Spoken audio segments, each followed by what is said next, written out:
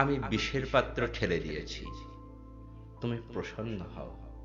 আমি হাসি আর কান্নার পেছনে আমার প্রথম স্বপ্নকে ছুঁয়েছি, তুমি প্রসন্ন হও।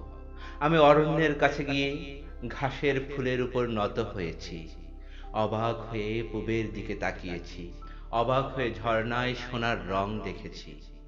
আমার আশ্চর্য হওয়ার উপহার তুলে ধরেছি, তুমি প্রসন্ন হও। আমি সূর্যের নিচে স্থির হয়ে দাঁড়িয়েছি, প্রত্যেক রোমকূপ দিয়ে শুষে নিয়েছি রোদের বিন্দু, আর চৈত্র থেকে আষাঢ়ে আমাকে এগিয়ে দিয়েছি, তুমি প্রসন্ন হও।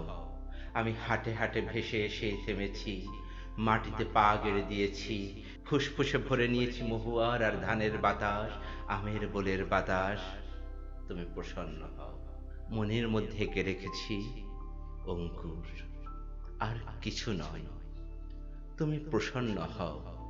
আমি জনতার মধ্যে শিশুর কণ্ঠ শুনতে পেয়েছি, আমি কোলাহলের খরচে আমাকে বেঁধে নিয়েছি, এই তো নিঃশ্বাস নেওয়ার মতো উচ্চারণ করেছি, মানুষ।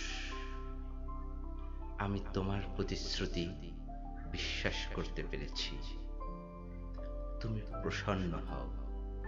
শুনলেন অরুণ মিত্র রচিত কবিতা আর এক আরম্ভের জন্য। সবাইকে ধন্যবাদ।